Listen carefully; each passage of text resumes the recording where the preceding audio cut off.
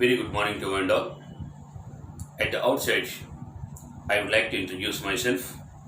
I am Gvrmurthy. I am working as lecturer in soft skills in Untitled Degree College for Women, Kakinada. I did my BE Metallurgical Engineering from AU College of Engineering, Visakhapatnam. I earned my postgraduate diploma in Communication and Soft Skills from Gvrmurthy University. I achieved my ELTA certification from IFLO Hyderabad, BEC certification from British Council Chennai, and HRTS certification from Gvrmurthy 10X Bangalore. Very recently, I have been awarded a gold medal and a silver medal from IIT Madras for my excellent performance in NPTEL English Language for Competitive Examinations and NPTEL Technical English for Engineers. I started my teaching career in 1999. In the last 20 years of my teaching career, I have taken thousands of English classes for several competitive examinations such as GRE, TOEFL, IELTS, GMAT, Cambridge Song, CAT, MAT, Campus Recruitment Training, ISET, Banks, RRB, SSC, LIC, CDS, NDA, GATE, IES and PSU examinations. Since the beginning of my career, I have got a plethora of opportunities to address and deal with the students of graduation, post-graduation, engineering, MBA, MCA, nursing, pharma and the aspirants of several competitive examinations. Today, I am very glad to stand before you on this occasion to make a small presentation on auxiliaries.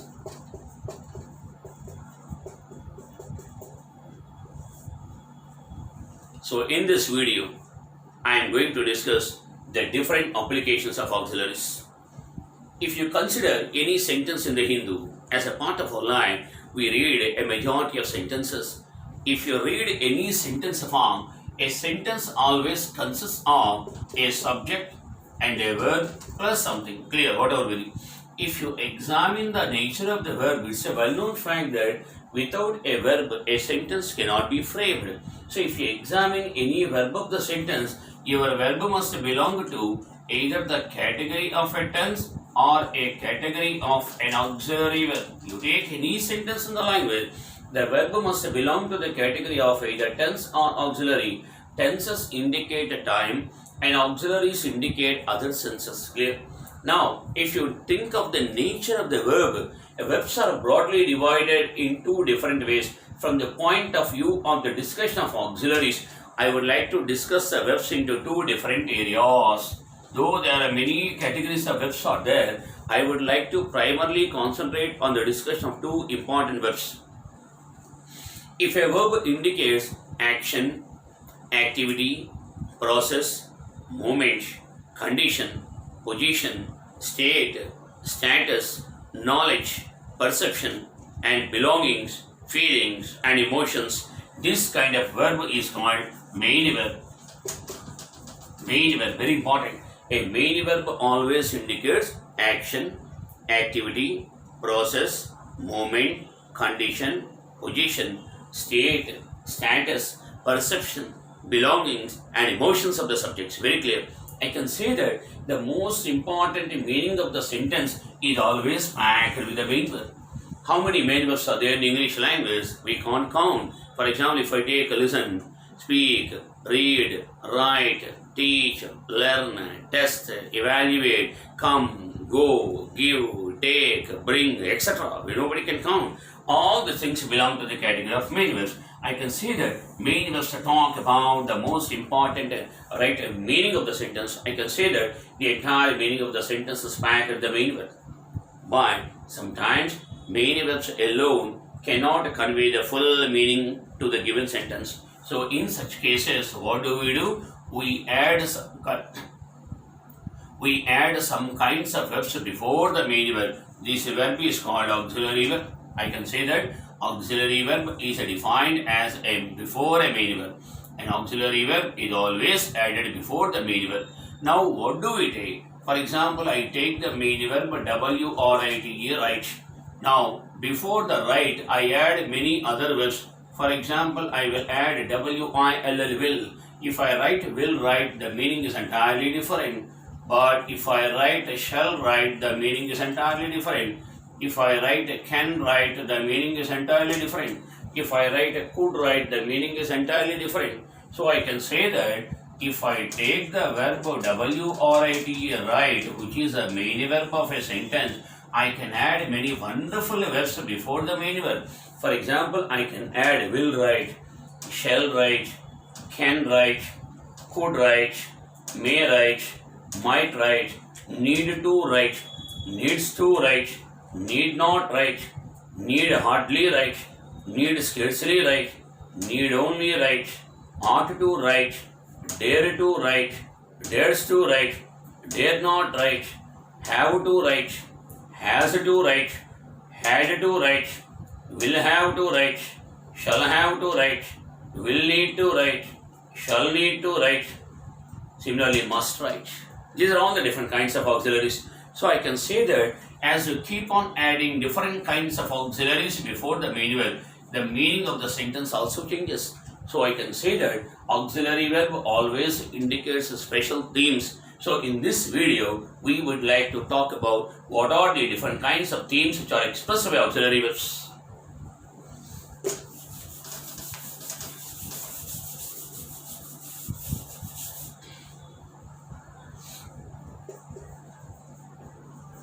Themes of auxiliaries. What are the various themes expressed by auxiliaries? The first theme is intention, or we may say determination. I want to talk about intention or determination. Whenever we want to talk about the auxiliaries, the most important thing is that first let us take a theme. According to the theme only, what exact auxiliary verb has to be used. So in this way, it is better for us to discuss the complete applications of auxiliaries in this format. So the first theme is intention or determination.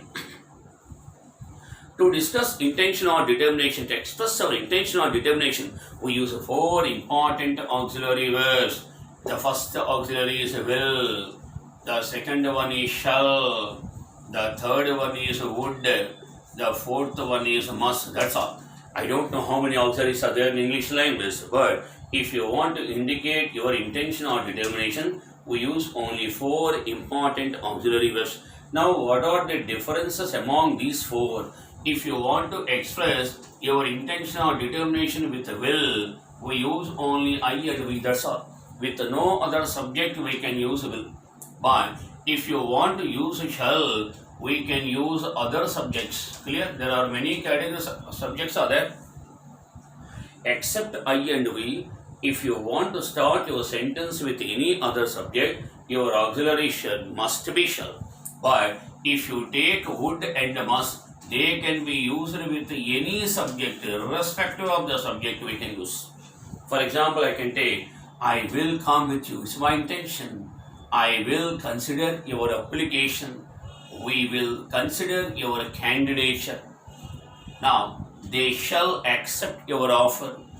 He shall submit his application. He would consider my proposal. He must make a choice. So in this way, you can express your intention or determination. The next theme, promise. Promise. To indicate the promise, we use only 2 important auxiliaries, will and shall. Will is used only with I and we, and shall is used with other subjects. Very, very important. Will can be used only with I and we. Shall can be used only with other subjects. For example, I can say, I will accept your offer. I will surely come with you. It's my promise. We will surely give you a prize. It's my promise. But if you take shall, you shall get a prize. You shall. He shall be promoted to a top position. They shall get a promotion. He shall get a reward. You shall get an award. Very clear. So promise is expressed with the two important auxiliaries, will and shall. Next theme, threat. T-H-R-E-A-T, threat. I want to give the warning. Whenever I want to give the warning, I use only two important auxiliaries, will and shall. Will with the first person, shall with other subjects. For example, I can say, I will see your end. We will punish you. You shall get punishment. He shall get punishment. Threat, warning. Next theme, willingness or acceptance. Willingness. I would like to talk about the willingness. Whenever I want to talk about the willingness, here also we use only two important auxiliaries, will and shall. Will with the first person, shall with other subjects. For example, I can say, I will accept your offer. I will consider your candidature. We will accept your offer. They shall make a good choice. He shall abide by the rules and regulations. They shall agree to the proposal. I can frame any wonderful example with the willingness.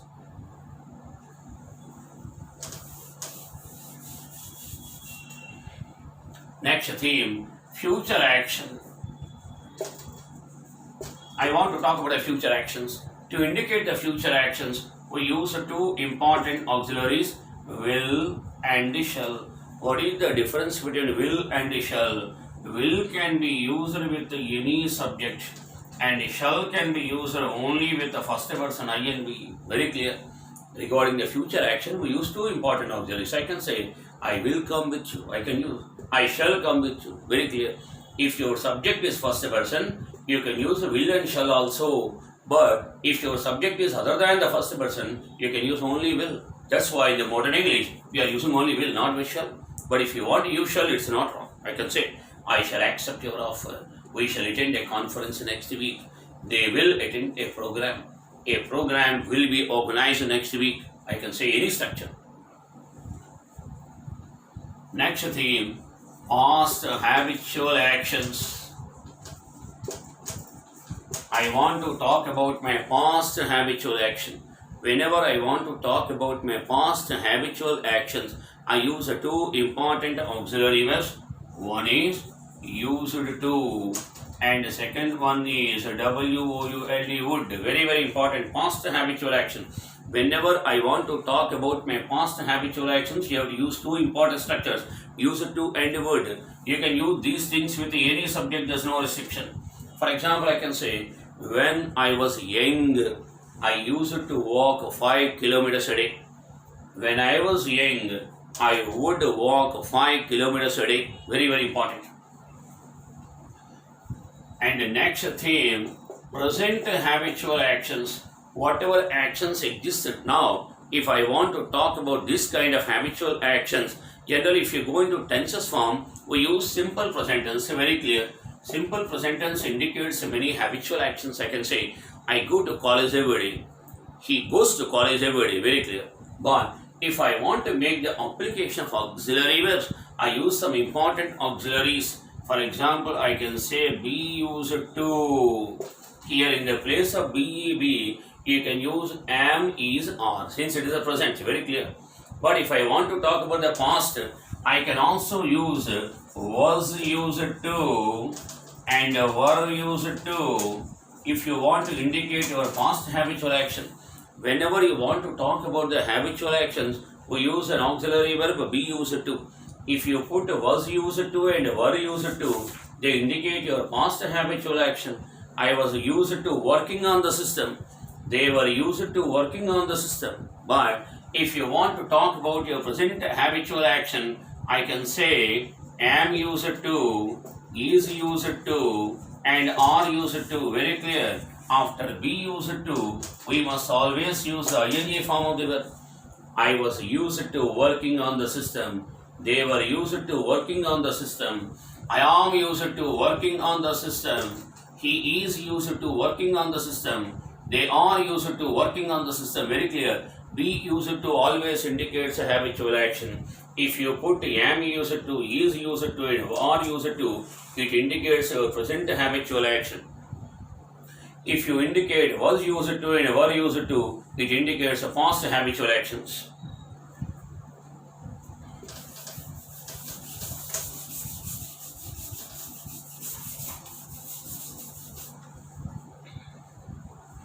Next theme, preference. I would like to talk about my preference. Whenever I would like to talk about my preference, I use two important structures. Would rather and would rather that. These two structures are very, very important. If you refer to Pamela Jaishan or Baron Stoffel, all the structures are given. There is a small difference between the two things clear. Would rather is followed by the first form of the verb. Would rather that must be followed by simple past tense, which is nothing but the second form of the verb. Very clear. I can say, I would rather go there.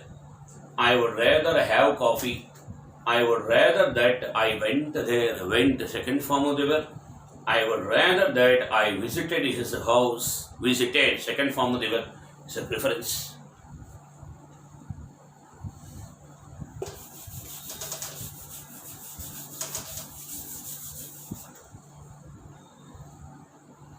The next one is called duty. Very, very important. Duty or accountability or responsibility, whatever it is. This duty can be expressed in three different ways. One is, I can say, duty in the present action, and duty in the future action, and duty in the past action. Very, very clear. Whenever I want to talk about the duty, I use only one auxiliary verb called should. But the way how the auxiliary is used is entirely different. For example, here I would like to tell you another important point that whatever auxiliary verb you choose, first of all you need to understand that a verb can be represented both in the form of active or passive. Very clear.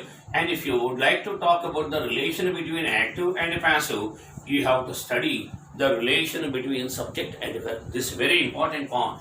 If the subject can perform the action in the verb itself, your subject is always a strong subject or active subject.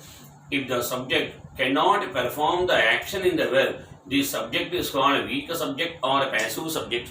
If your subject is strong, your sentence must be always in the active voice. If the subject is very weak, your sentence must be in the passive voice. The concept should be very, very clear. Very, very clear. So, if you want to talk about your duty in the present action, how should you use your auxiliary? I can say should plus V1 form. This is in the active voice.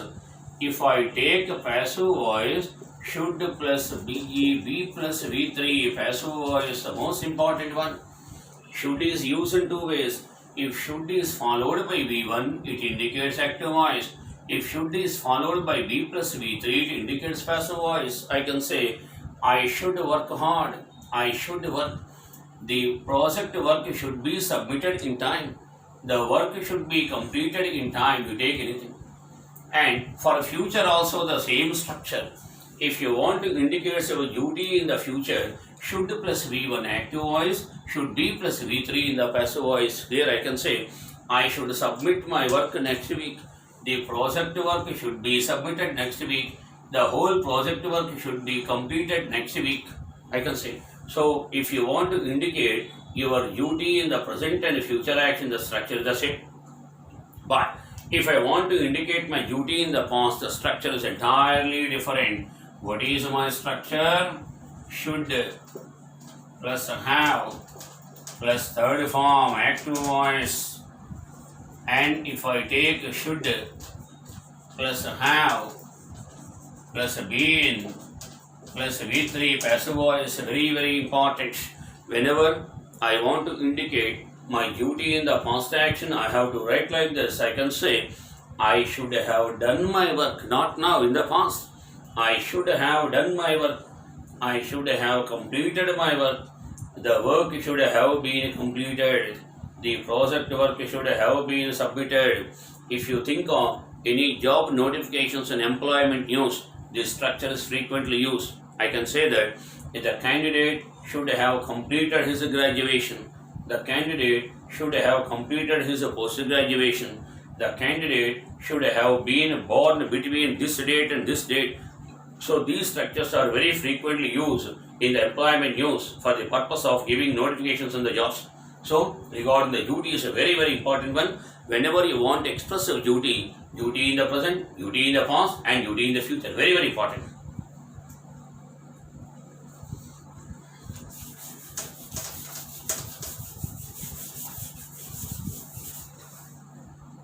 Next theme,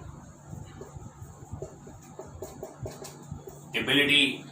Whenever I want to indicate my ability, I use two important words. I can say can and could. Can and could. Can indicate your ability in present and future.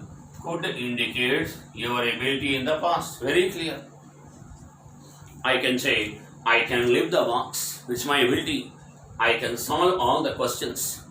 I can complete my project work by the end of next week. I can say I could complete my project work yesterday.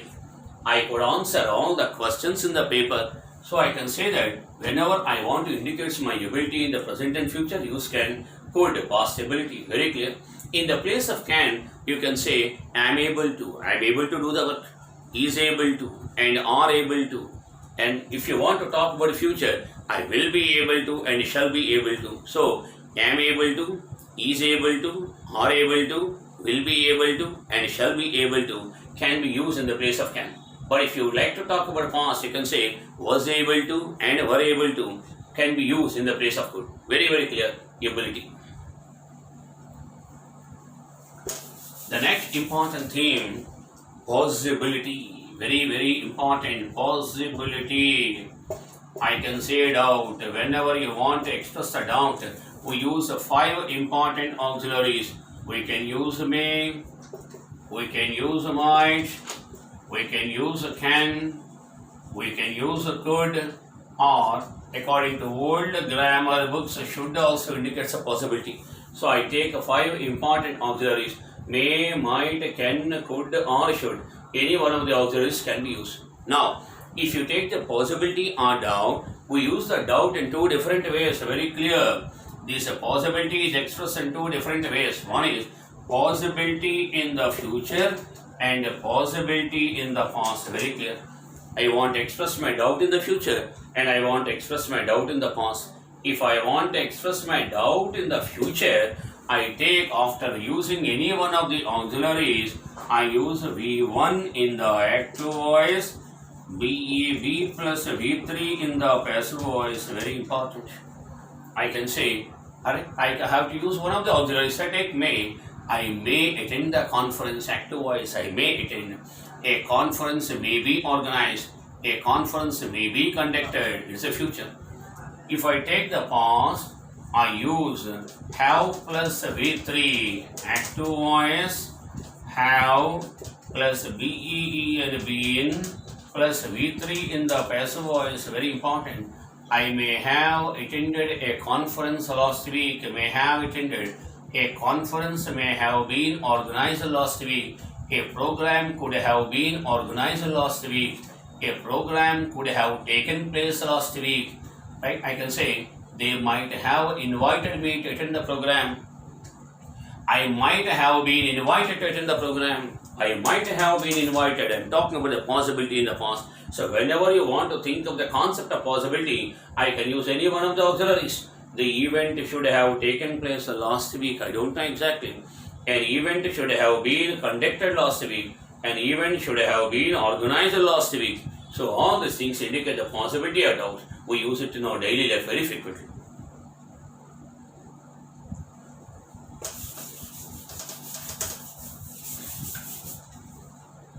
Next theme, purpose. Purpose. To indicate the purpose, we use only 2 important auxiliaries, may and might. May indicates a purpose in present and future action. If I want to indicate my purpose in present action and future action, we use may. Might indicates a purpose in the past action. Very clear. Very, very clear. Past action. I can say we are all working hard so that we may fulfill our dream. So that here we use three important conjunctions. I can say that, so that, and in order that. In order that we use this conjunction, so that, so that, and in order that. We also use another conjunction that is called lest. These three things are used in the positive sense. Lest is used in the negative sense. Very clear. And if you want to talk about lest is used with only one auxiliary verb called should. I can say that in the entire English language, should is the only auxiliary verb that is used after lest. And whenever you indicate the auxiliary verb lest, it always indicates a negative meaning. For example, I can say, we are all working hard so that we may fulfill our ambition. Right? I can say, we use pesticides so that the crop may be protected. And if I go to past action, I worked very hard so that I might fulfill my dream. I worked very hard so that my dream might be achieved. We are working hard lest we should fail in the examination means not to fail. Lest fail means not to fail. We are working hard lest we should fail in the examination. We use pesticides lest the crop should be destroyed. Very, very important. Purpose means may, might, and should. These three auxiliaries are used. May, might, and should. Three auxiliaries.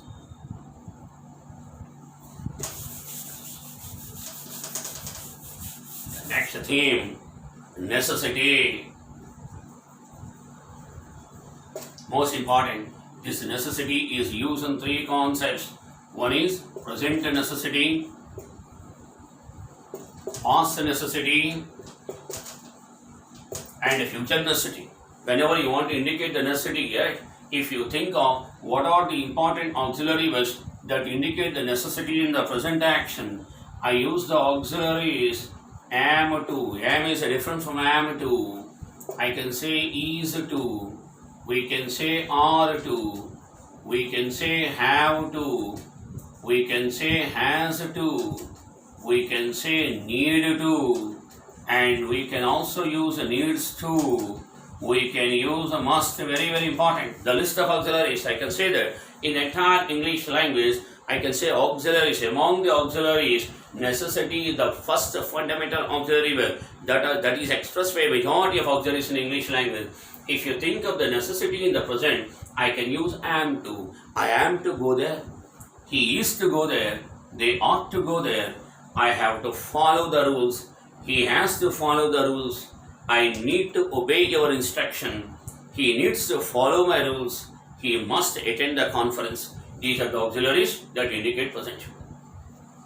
Let us go to past. Was to, were to, and had to. There is no needed to. Very clear. I was to go there. They were to go there. I had to go there. If you think of the necessity in the future, I can say will have to. In future, I will have to do this. I can say shall have to. We can say will need to. You can say shall need to.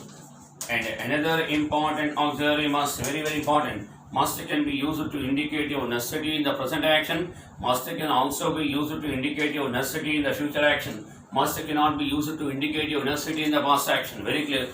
I was to attend a meeting last week. They were to attend a meeting last month. I had to obey his rules. In future, we will have to depend on non-conventional energy resources. I shall have to attend a meeting next week. We will need to understand the context. We shall need to produce many wonderful products. In future, the project work must be completed without any further delay. So in this way, the concept of necessity is expressed with the help of all these wonderful auxiliaries.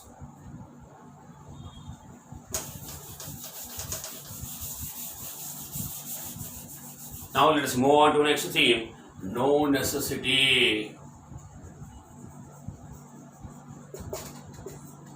I don't want to talk about any necessity. Clear? Then if I want to talk about no necessity, what are the important auxiliary verbs? Need not. I need not go there. There is no necessity for me to go there. That's the auxiliary verb. Need not. Need hardly. Need hardly. I need hardly go there. Whenever you see the word hardly, it indicates a negative. I need hardly go there.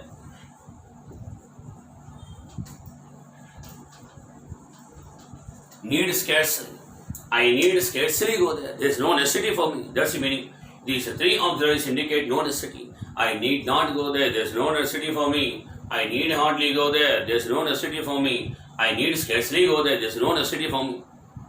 Now the next important theme, sometimes I want to put a specific condition. The next important theme, specific condition, very, very important. For example, if whenever I want to talk about any specific condition, I use only one important auxiliary verb called need only. Only one auxiliary, need only. For example, I can say there are 80 students in a class. I think that all the 80 students are not eligible to apply for the course. Then a student can ask you, who is eligible to apply for it? Then I can put my condition. The candidates with more than 75% score in all the subjects need only attend. The candidates without any backlogs and the candidates who have been able to clear all the subjects in their single attempt need only appear. The rest of the candidates need not appear. That's the meaning. Whenever you use the word of need only, automatically the word of need not is also implemented. It's always implied. Right? For example, I can say that if the candidates above 80% need only apply, the other candidates need not apply. That's the meaning. So need not and need only are interrelated and intertwined to each other.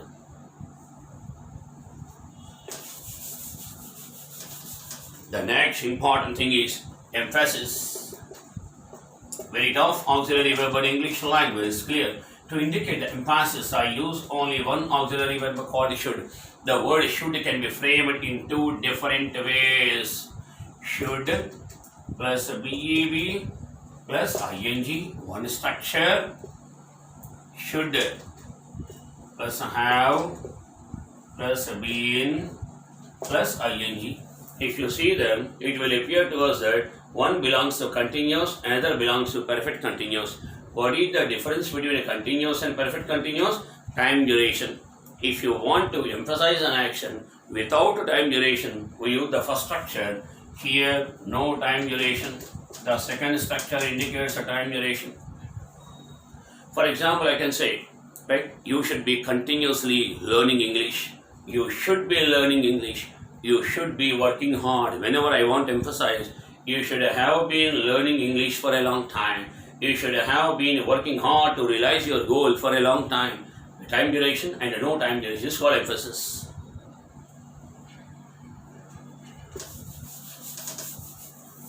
The next important theme, moral obligation. I want to talk about moral obligation. We use only one auxiliary verb ought to. Moral auxiliary verb is called ought to. Ought to is followed by V1 form in active voice and BEB plus V3 in the passive voice. Only one structure. I can say that I ought to complete my project work in time. The project work ought to be completed in time. Only one thing. The next theme, courage. I want to talk about my courage. Here to indicate the courage, I use only one auxiliary verb, dare to and dares to, depending on the subject. Right? I dare to go there, he dares to talk to me. He dares to go there alone. Dare to and dares to. These two auxiliaries indicate courage. The next important theme, no courage.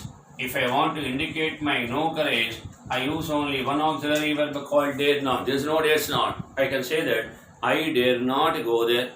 He dare not go there. He dare not take a decision on his own. I dare not go there alone. I can use any steps.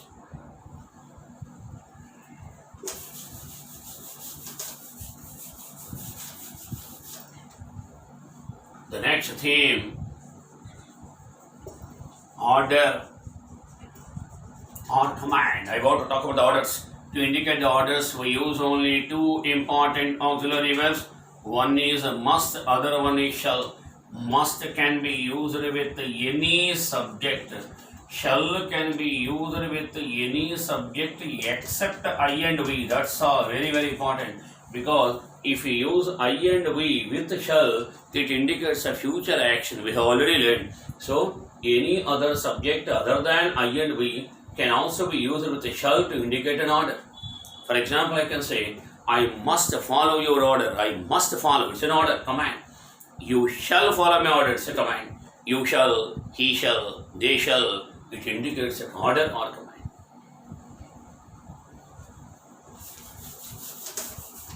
The next important theme, strong obligation or compulsion. I want to compel somebody. I want to compel. Strong obligations or compulsion. Even though we don't want to do it, we have to do it. To indicate the compulsion, this compulsion is used in two different ways. Clear? One is compulsion in present action and compulsion in the future action. These two have one kind of structure. Compulsion in the past action have got another kind of structure. Very clear. Whenever I want to talk about my obligation in either present or future, my structure, I use only one auxiliary verb called must, must. Here, what is my structure here? Must plus V1 form. It is in the active voice, and must plus VEB plus V3. It is in the passive voice. Very, very important. I must follow the traffic rules. Must follow. Strong obligation. The project work must be completed in time. It's a present and future action. But if I want to talk about my past action, then my structure is must plus have plus third form active voice. And what is the passive structure? Must plus have plus BE and been plus V3 passive voice. Very important. The candidate must have completed 21 years of age. Whenever you want to talk about the job notifications, we use either should or must. Very clear. The candidate must have completed 21 years of age. The candidate must have been born between this date and this date. Right? The contractor must have executed the same type of project previously. And I can say similar kinds of contracts must have been executed by the contractor. So the structure is very, very clear. Whenever I want to talk about a strong obligation or compulsion, your obligation is always expressed in two different ways. If you want to talk about your obligation, present action and future action, this is the structure. If you want to indicate your obligation, the past action, this is the structure.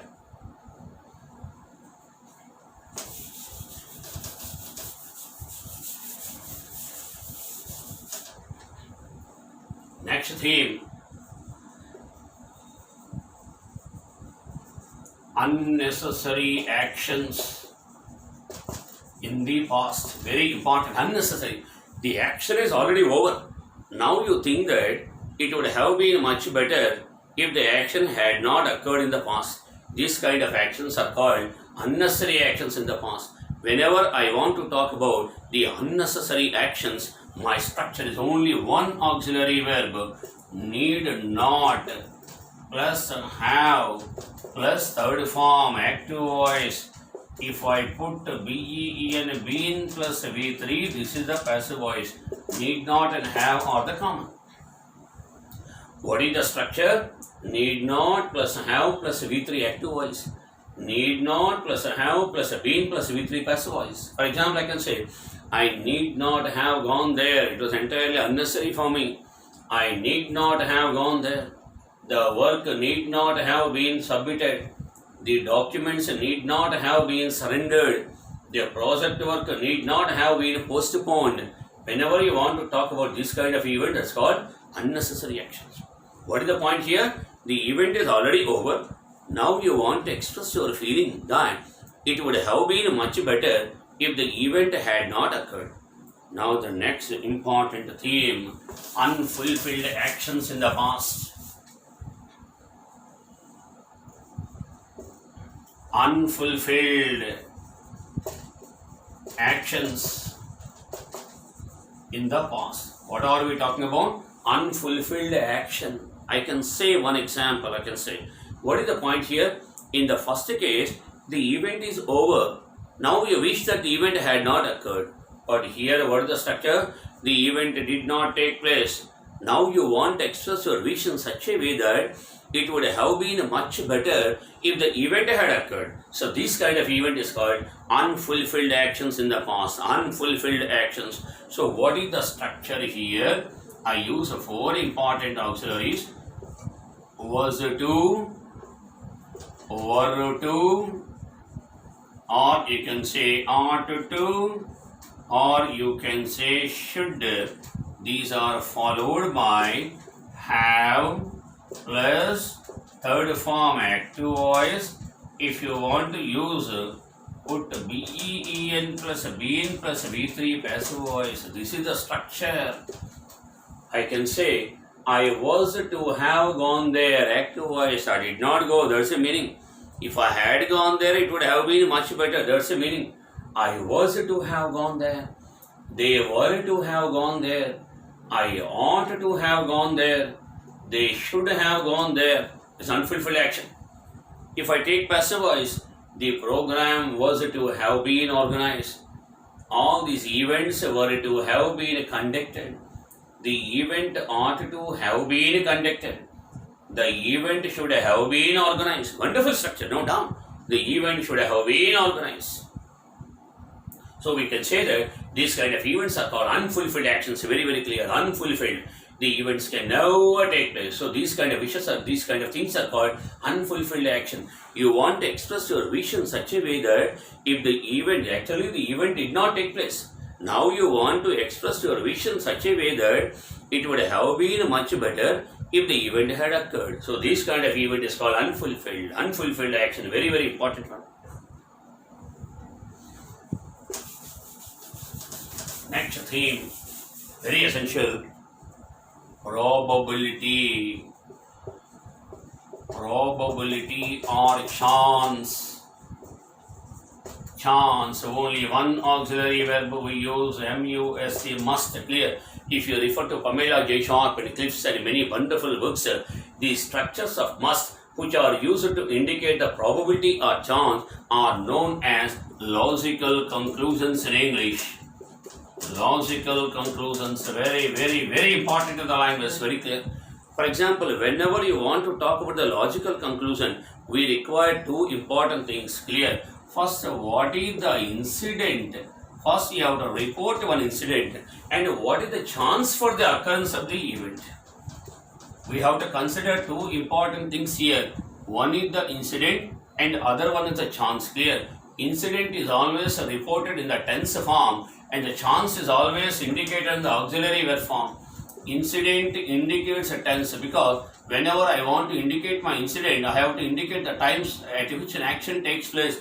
Whenever I want to indicate the time, the incident must always be indicated in the tense. This chance must always be indicated with the must. Very, very clear. So, your tense and must, both are things are very, very essential. As far as the logical conclusions are concerned, we use them in 4 different ways. Let us see what are the important logical conclusions in English language. As far as the logical conclusions are concerned, we divide them in 4 different ways. Number 1, repeated probability. It takes place daily. It takes place daily. So what is the structure here? MUST, must plus V1, active voice, and must plus BEV plus V3, passive voice, active and passive. This is used when you want to talk about a daily routine activity. For example, I can say, the man speaks good English. Then what is the chance? He must practice regularly. The college achieves excellent results. Right? A perfect academic plan must be implemented. Passive voice. Second one, progress. An action which is going on. Then I can say, what is my structure? Must plus VAB plus ing form. This kind of structure is called continuous auxiliary. It has no passive voice, always active voice. Right? If you want to talk about a probability of an action in progress, I use the structure. For example, I can say, the fan is rotating in the room. That's my incident. What is the probability? Someone must be sleeping. That's the probability. Someone must be sleeping. The auditorium is fully packed with audience. What the probability? Someone must be delivering the lecture. Someone must be lecturing. So this way, right? Progress. And the third one, probability in the past action, very, very important. Past action is used in such a way that must plus have plus third form active voice. If you put BEEN been plus V3, it is the passive voice. Very, very important. Whenever I want to talk about my probability in the past, my structure is must plus have plus V3 active voice, must plus have plus been plus V3. This is the passive voice. For example, I can say a student scored 100% marks in the examination. What is the probability? He must have copied from his neighbor's paper. Must have copied. If I want to talk about a passive voice, I can say the newly constructed building collapsed suddenly. A powerful detonator must have been used. A powerful detonator must have been used for this.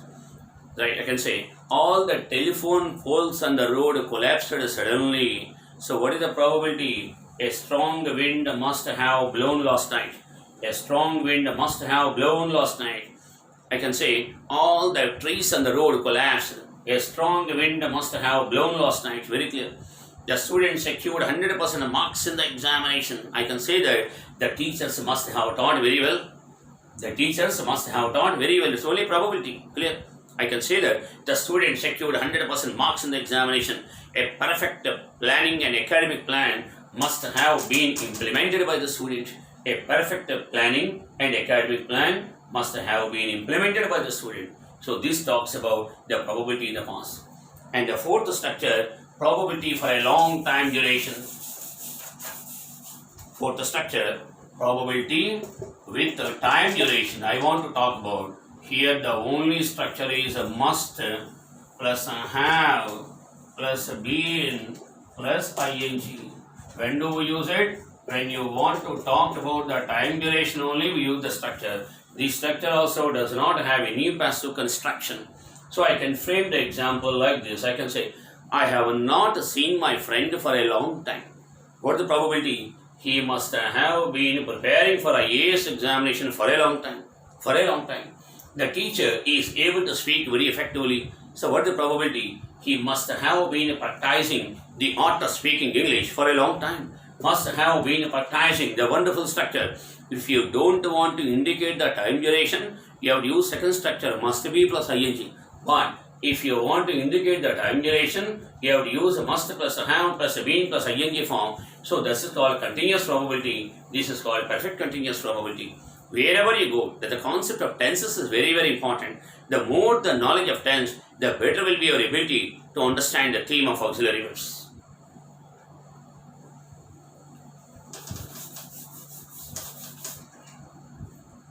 Next one, next theme, future wishes.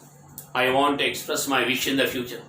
If I want to express my wish in the future, I use two auxiliaries, would or could plus V1 form active voice, and if you put BE plus V3 passive voice. Very clear. I can say, I wish that I would pass the examination. I would pass, not now. I wish that I could pass the examination. I wish that my dream would be fulfilled. I wish that my dream could be fulfilled in future, not now. Right? This is called future wish. Next theme is past wish. If I want to talk about my past wish, a small change is like this. Would or could, right? They are followed by have plus third form, active voice, have plus V3. If I take a passive voice, have plus BEEN been plus V3 passive voice. Very clear. Right? Past wishes, very clear. I can say, I wish that I would have passed the examination. The event can never take place. Would have passed. I wish that my ambition would have been fulfilled. He wishes that he would have realized his dream. He wishes that he could have been invited to the party. He would have been invited to the party. He could have been invited to the party. This indicates a past wish. But sometimes I want to indicate my present wish. It is also very important to indicate the present wish. What are the auxiliaries? I can use the would. I can use would like to. I can use should like to. Only three auxiliaries, right? These two can be used with any subject, and according to Old English, should like to is used with only with I and we. Very clear. I can say, I would explain the lesson. It's my present wish.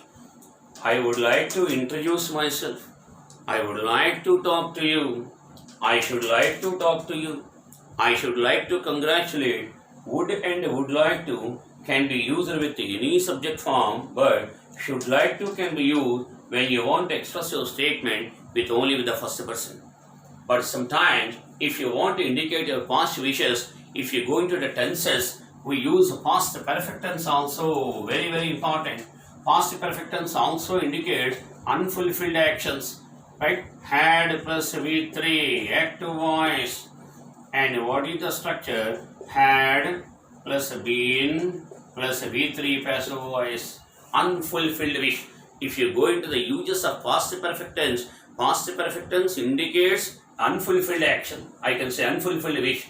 I wish that I had worked hard. I did not work hard. That's the meaning. I wish that I had worked hard. I wish that my ambition had been fulfilled.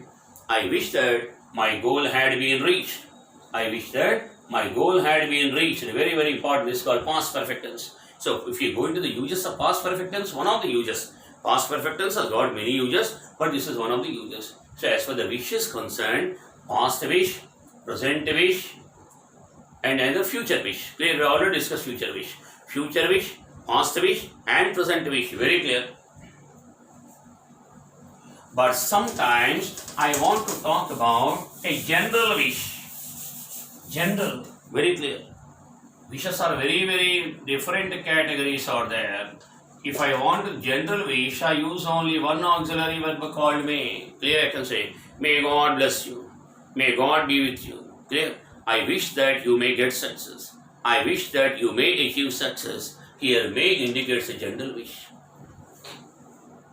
Next one, repeated wish. In the repeated wish, we use simple past tense, not present tense. I can say, I wish that I went to school every day. At present, I am not going to school. That's the meaning. I wish that I went to school. Very, very clear. In simple past tense, it conveys many wonderful structures are there. If you go into tenses form, right? Simple past tense indicates many wonderful rules. One of the uses of simple past tense is to indicate a repeated wish. I wish that I did my work. I would rather that I did the work. It is high time that I did the work. Very clear. Repeated wish is indicated with simple past tense form V2. I wish that I went there. And another kind of wish is that imaginary wish, or we can say unreal wish. Here we use the auxiliary verb called Verb. I wish that I were a bird. I know that I am not a bird. I know that I cannot fly in the sky. But still I want to express my wish. I can say, I wish that I were a bird. He wishes that he were a bird. He were, not was. He wishes that he were a bird. I wish that I were a bird. I wish that I were able to fly. He wishes that he were able to fly. Wonderful structure in the language. And the last theme is polite request. Polite request.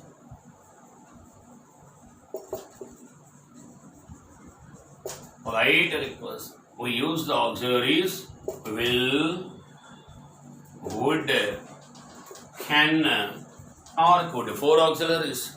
Will you please help me? Would you please show me the way to the station? Can you please help me?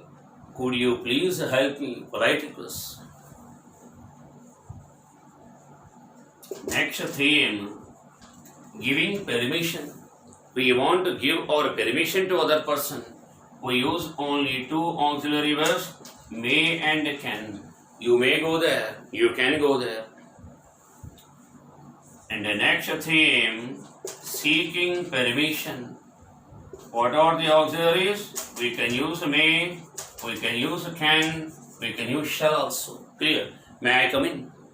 May I get in? Can I use the verb? Shall I talk to you? Shall I start the work? Shall I get in? Shall I make a choice? Seeking permission. And the last one, giving suggestion. If I want to offer my suggestion, I use two auxiliary verbs. One is should, next one is had, better, and the next one is might. We use three auxiliaries to indicate our suggestion. I can say, you should work hard. It's my suggestion. You should work hard. You had better work hard. It might be a good idea for you to work hard. You should work hard. You had better work hard. It might be a good idea for you to work hard. It might be advisable for you to work hard. Right? You had better achieve your dreams. You had better exert your arduous efforts. And you should follow my advice. So, these are the different kinds of auxiliaries. I can say that since the beginning of the discussion, I have made a complete focus. I have given a complete focus on the discussion of different kinds of auxiliary verbs. I can say that these auxiliaries prove to be highly beneficial for you to attain a lot of linguistic competence, not only in speaking but also in writing. Therefore, I would like to request all my beloved and respected audience to watch the video completely, subscribe to my channel, and post your comments in the YouTube. Thank you very much. Thank you, all.